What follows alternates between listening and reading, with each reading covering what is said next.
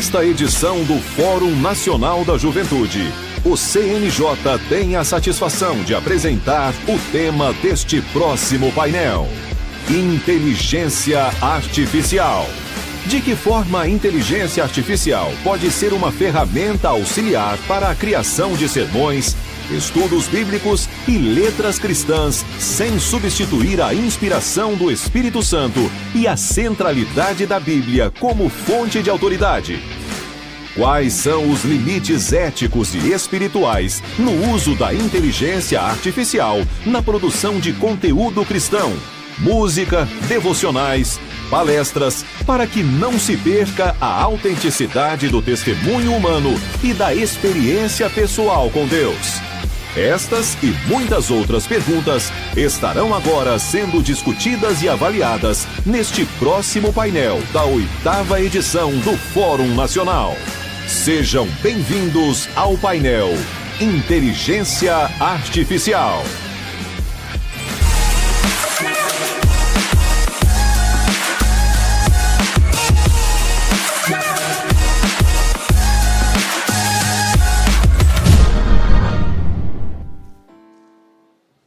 Paz do Senhor, meus irmãos, todos já deram uma descansada?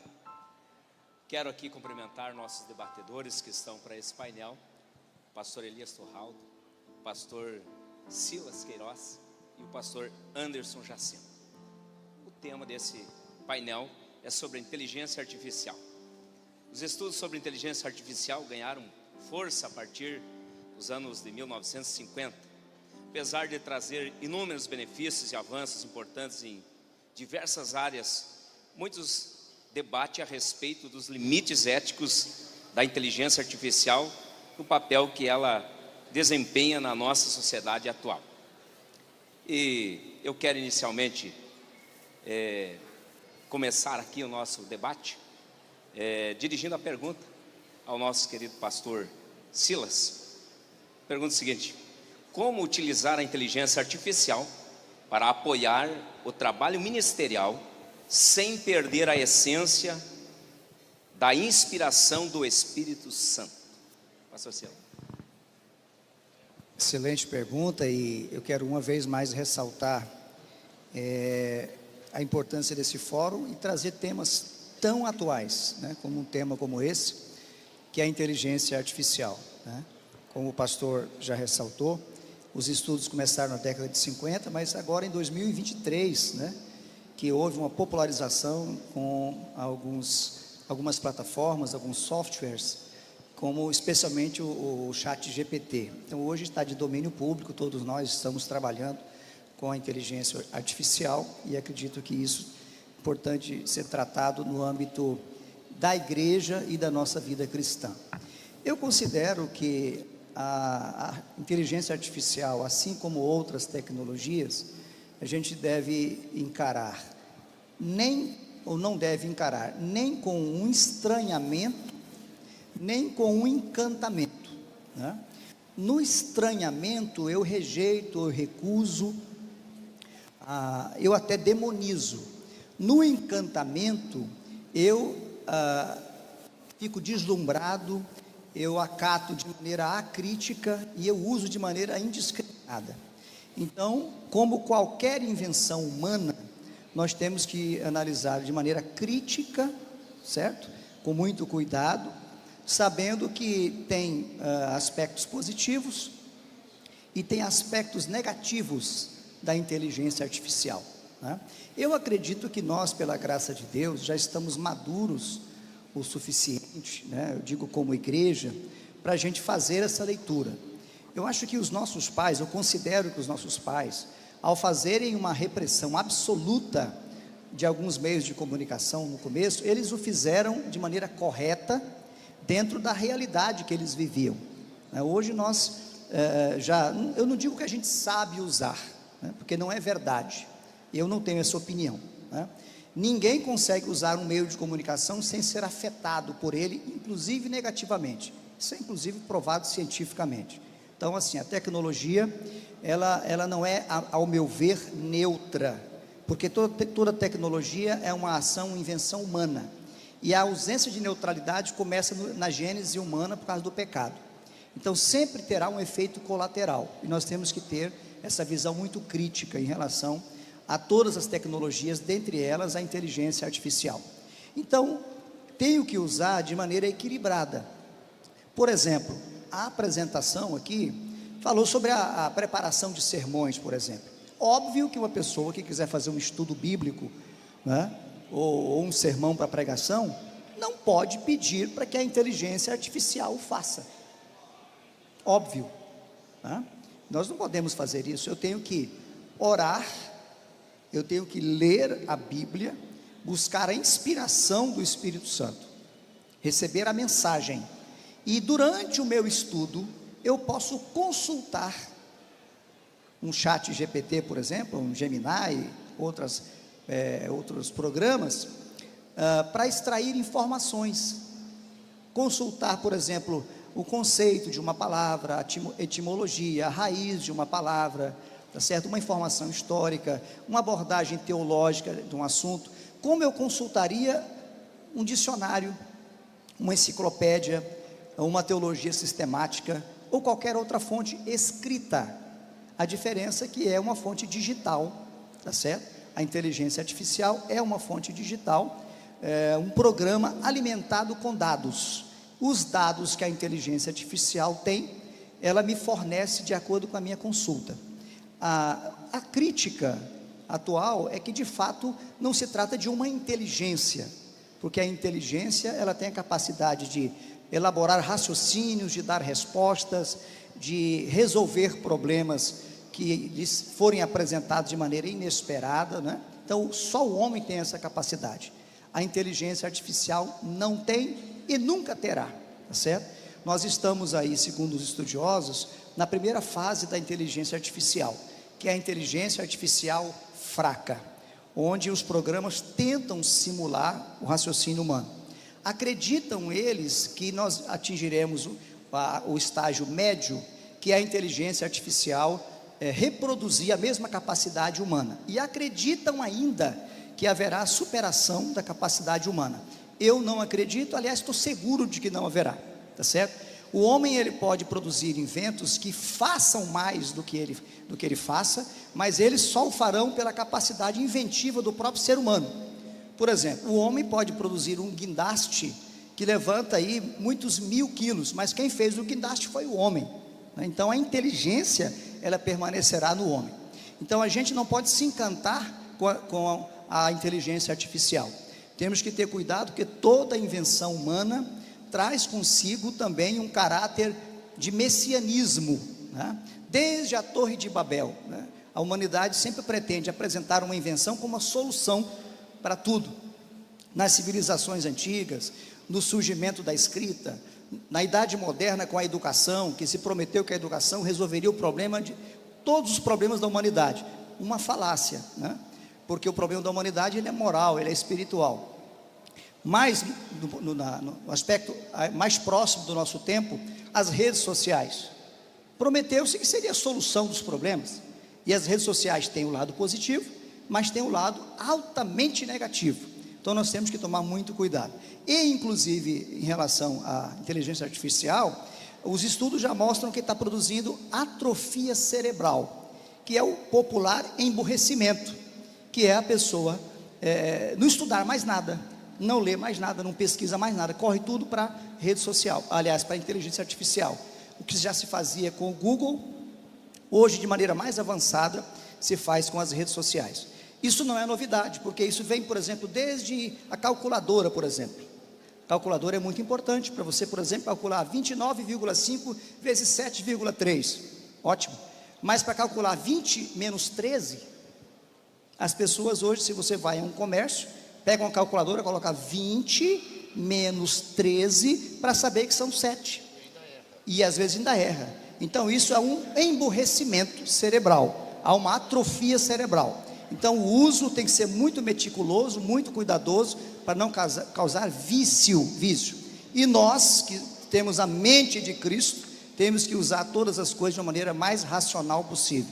Então eu acredito que a liderança e a juventude como um todo deve ter esse cuidado, esse equilíbrio, né, em relação à inteligência artificial. É muito importante, não vamos demonizá-la, mas não vamos também aí supervalorizá-la. Vamos usá-la de maneira crítica para aquilo que for necessário para a nossa vivência. E assim fazendo, nós não perderemos a espiritualidade.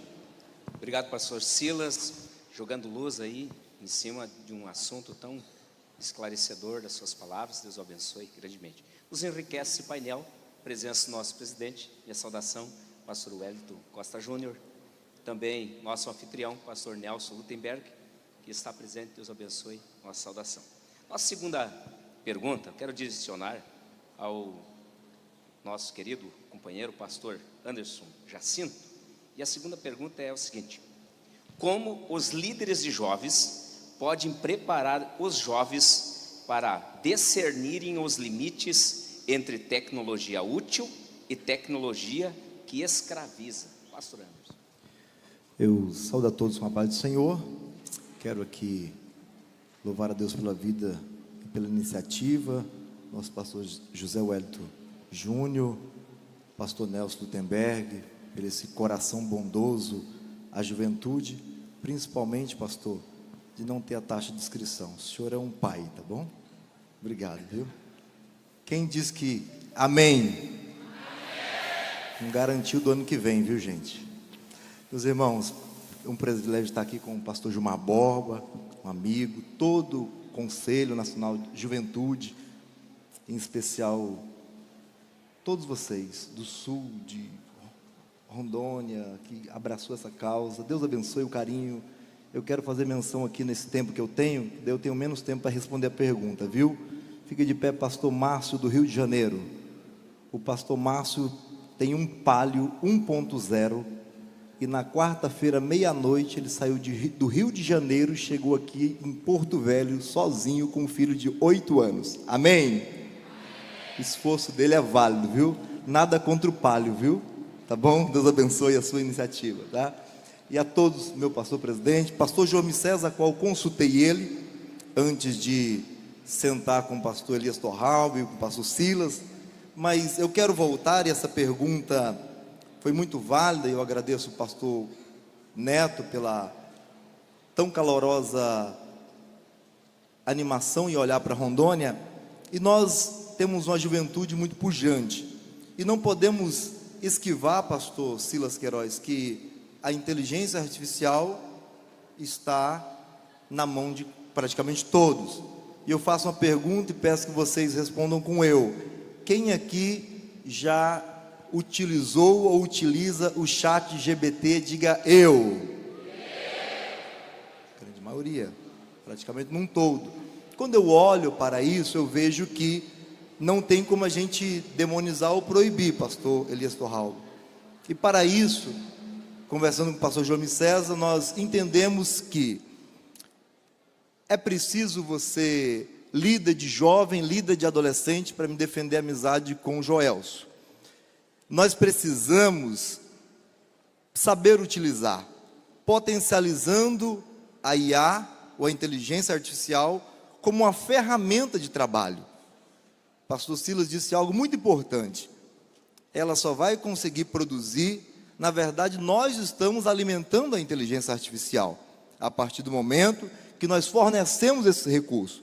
Mas dentro da nossa liderança, somos líderes de jovens e líderes de adolescentes, e os nossos jovens e adolescentes estão com essa tecnologia, e a tendência é que cada vez mais mergulhem nela, e nós precisamos entender que a chave é a formação, ensinar o potencial e os riscos com base bíblica, não o medo de utilizar, mas equipar por responsabilidade, discernir o sólido, fazendo com que os jovens entendam: será que nós líderes sabemos usar a inteligência artificial?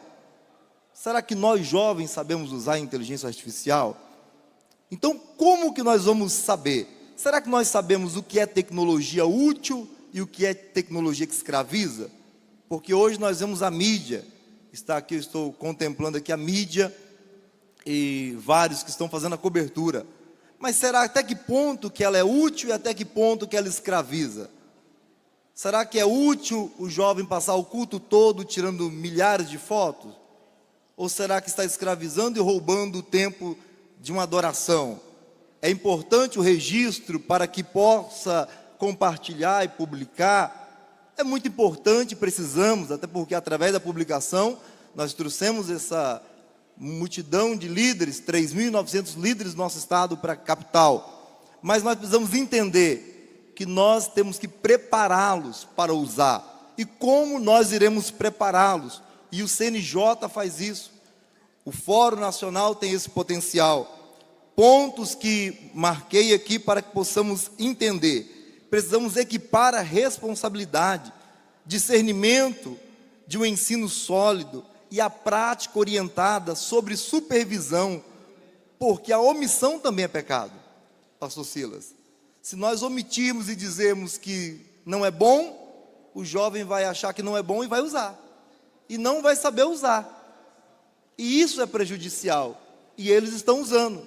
Se nós falarmos para os pregadores, quando eu morava ainda em Costa Marques, e eu vi um pregador, chegou lá e vendeu um livro, isso há muitos anos atrás, 1000 sermões, e eu lembro que um jovem comprou e nós não tínhamos dinheiro, e nós tiramos cópia, pastor, daqueles sermões, e para nós aquilo era inteligência artificial, porque os sermões estavam prontos, e aquilo era incrível, e nós mesmo que sabíamos e orientados que não era bom usar, mas nós usávamos, porque era prático, pastor Nelson, estava ali pronto o esboço, mesmo que o pastor orientava, cuidado, assistir pregador, imitar, mas nós, quando olhávamos aquilo, pastor Elias, ficávamos maravilhados, tem 1000 sermão pronto.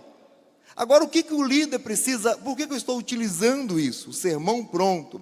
Porque o que a inteligência artificial está, pastor Gilmar Borba, facilitando, é nada mais do que dados estatísticos, pesquisas biográficas, produção de textos elaborados para artes, mídias e outras finalidades. E isso pode ser muito útil para o reino de Deus, sobretudo líder de jovem adolescente. O seu jovem precisa ser treinado, porque senão ele vai ser escravizado por algo que vai roubar dele o poder de receber a revelação divina de projetos que Deus tem. Quantos creem que Deus tem projetos para essa geração? Deus tem. Aí se você for no chat GPT e falar assim, eu quero um projeto porque eu congrego com o pastor tal, e ele tem tal grau de escolaridade, e nós moramos na rua tal, e nossa renda é tal, ele vai te dar um projeto. Mas se você dobrar o seu joelho e falar, Senhor, eu preciso de um projeto, Deus vai te dar um projeto. Aí você vai no chat GPT e fala, chat, eu tenho um projeto, e eu mando no meu projeto, porque Deus me deu. E eu sou da linha pentecostal trinitariana, porque eu não vou dizer que eles não podem usar, pastor Elias, porque eles vão usar. E eu sou dessa linha, e congrego o pastor tal, e o meu pastor é colérico. E se você me der algo melancólico, ele vai reprovar. E aí você pega aquilo, passa por uma... Eu, com todo respeito, fui no meu pastor, pastor Ari, eu preciso dessas respostas. Ele, vou te responder, mas procure também um outro. Eu disse, vou procurar o pastor João César. Falei, então ele vai te responder. Passo para ele a oportunidade. Então o que acontece? Não vejo mal, passei. Depois o pastor João César me passou a sua visão, e eu fecho aqui a prática, eu mandei para o chat GPT e disse, olha, doutor João César Fernandes, aí eu alimento o chat GPT, pastor Nelson, com informações. Me passou isso, o que você acha? E ele elogiou o pastor João César. E se eu mandar de novo e falar assim, tem como dizer que ele não é bom? Ele vai dizer, ele não é bom, risco o nome dele do livro da vida, porque ele vai fazer o que eu estou sugerindo, alimentando. Se você não tiver cuidado, e o seu jovem não tem essa mentalidade, o seu jovem não tem essa visão. Então o que eu aconselho para encerrar, primeiro, capacitação, oferecer oficinas práticas, ética digital, produção de conteúdo, verificação de fontes. Segundo, mentoria bíblica, unir conhecimento técnico com acompanhamento pastoral, teológico. Ah, o pastor não tem tempo. Tem. Talvez é que você encontre o pastor no final do culto e fala, pastor, me ajuda. Líder, vai na casa do seu pastor, leve um café da tarde, leve uma melancia, Faz um pix para ele, você vê, vai ser melhor ainda. Eu estou dizendo porque muitas das vezes a gente quer encontrar o pastor Nelson no corredor. Pastor Nelson, me responde isso. E ele vai dizer, eu não posso. Mas se você preparar o ambiente, você vai ter uma mentoria bíblica e você vai conseguir. Terceiro, e eu encerro no meu tempo, regras claras, criar um código de ética digital. É interessante ter uma mídia o culto todo correndo, tirando milhares de fotos e depois do culto postar uma? É interessante? Projetos aplicáveis, envolver os jovens, já que eles estão usando, nós precisamos envolvê-los na evangelização digital, produção de material, principalmente para a escola dominical, na mídia da igreja. Aqui na capital, lá no outdoor da cidade, tem uma mídia linda, que alguém já viu, dizendo o endereço da igreja. Vamos utilizar isso, e eu encerro. Cuidado com o risco principal, uso indiscriminado vira escravidão, entretenimento rouba tempo. Então diga comigo para me encerrar em um segundo: não proibir, formar, omissão também é pecado. Obrigado, vale uma salva de palmas aí, que foi importante. Deus abençoe o pastor Jacinto, pelo esclarecimento acerca da pergunta. Eu direciono a terceira pergunta ao pastor Elias Torraldo. Considerando que a IA é um sistema baseado em dados, onde a revelação e a inspiração da Bíblia se encaixam, há um ponto em que tecnologia, mesmo que bem intencionada, pode se tornar um obstáculo para a relação pessoal com Deus? Bom, mais uma vez, Pai do Senhor, e considerando que esse é o último painel dentro desse fórum, eu quero agradecer mais uma vez ao nosso muito digno presidente da Convenção Geral, pastor Wellington Júnior, nosso pastor, e que eu tenho o prazer de chamá-lo de meu pastor, né? Pastor da minha família, a quem eu agradeço por me permitir estar aqui tentando servir aos irmãos. Ao pastor Nelson, a quem também respeito e agradeço, aos debatedores, na pessoa do pastor Silas Queiroz, e em especial ao pastor Wellington Neto, pelo honroso convite de estar aqui com vocês durante esses 2 dias. A respeito da questão levantada, me parece que o resumo da questão, da pergunta, seria a intenção de estabelecer a relação entre 3 partes: a inteligência artificial, a revelação e a inspiração. E resultando aí, se a inteligência artificial, e aí me parece que é isso, é um obstáculo ou pode se tornar um obstáculo, e como poderia na relação pessoal do crente com o seu Deus. Então me parece que esse é o resumo da questão. Considerando o nosso público e conhecendo um pouco, e sendo muito sincero, um pouco dos nossos dramas, das nossas questões e da nossa própria cultura pentecostal, eu quero usar aqui esse tempo que eu tenho e iniciar dizendo, ou refletindo com vocês, sobre a necessidade de se ter cuidado com o uso dos termos. Porque se eu utilizo um termo de forma equivocada, consequentemente a prática será equivocada. Se for limitada, consequentemente limitada, e assim sucessivamente. Então eu penso que antes de qualquer coisa, nós precisamos colocar os termos nos seus devidos lugares. Então, por exemplo, quando se fala de revelação, vamos pensar revelação não só no seu sentido estrito da palavra. Vamos pensar revelação dentro do contexto pentecostal. Quando você usa a expressão revelação dentro desse contexto pentecostal, o que é que vem à mente? E aí nós não podemos confundir revelação com o que é apresentado na Bíblia de o dom da palavra da ciência. E aí eu conclamo respeitosamente a todos aqui presentes a adquirirem a declaração de fé da nossa igreja, porque ali se faz a distinção, o que é revelação e o que é dom da palavra da ciência, que muitas vezes é chamado de revelação. O fulano tem dom de revelação. Não fiquem tristes comigo, mas não existe dom de revelação. Existe sim o dom da palavra do conhecimento, da ciência, que nós culturalmente chamamos de revelação. Eu estou tentando mostrar o quão sério é o uso da expressão, do termo. Então, por exemplo, quando você usa a expressão, como é a pergunta, inspiração. Meu Deus, esse pregador é inspirado. O que é um pregador inspirado? Por exemplo, este pregador é avivado. Eu gosto dele porque ele é avivado. Eu vou contar um negócio para vocês aqui. Ontem eu estava andando aqui para ir até o carro. Eu ouvi um jovem falando assim: quem será que vai pregar hoje à noite? Tem que ser um bom. Eu falei: eu quero ouvir isso. Eu não aguento mais conversa. Eu quero é fogo. Eu quero é poder. Eu falei: acho que esse povo está bravo comigo.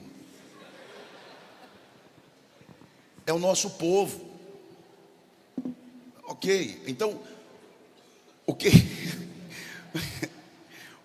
é pregador inspirado? É o pregador fervoroso, mas se usa a expressão inspirado. Então nós precisamos, para tentar responder essa questão, eu já estou há 5 minutos falando aqui, mas eu preciso ter esse cuidado, porque estritamente falando, o termo, por exemplo, revelação, inspiração, o que seria revelação? Revelação significa levantar a ponta do véu, isto é, mostrar o que estava oculto, manifestar-se, tornar-se conhecido. Então, quando você fala de revelação, você está falando do ato revelatório de Deus, inclusive e especialmente pelas Escrituras. Quando você fala da inspiração, você está falando do sopro, que é a condução que o Espírito teve em levar homens a escreverem a revelação. Neste caso, e esta é a pergunta, qual a relação entre inteligência artificial, revelação e inspiração das Escrituras? Aí aqui eu vou fazer uma pergunta, e a pergunta é a seguinte: a revelação, no sentido real da palavra, e a inspiração, é algo em curso ou já concretizado? A revelação já foi dada.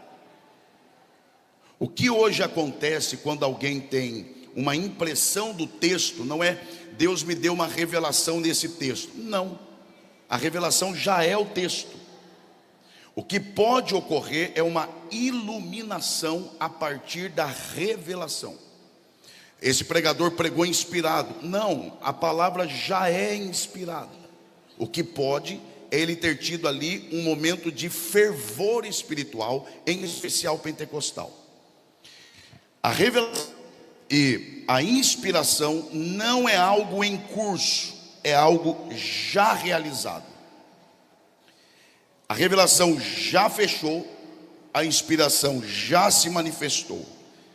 Partindo do que nós já ouvimos aqui sobre inteligência artificial, uma vez que a inteligência artificial ela é composta de dados, o que ela tem a respeito das Escrituras é fruto da revelação e fruto da inspiração.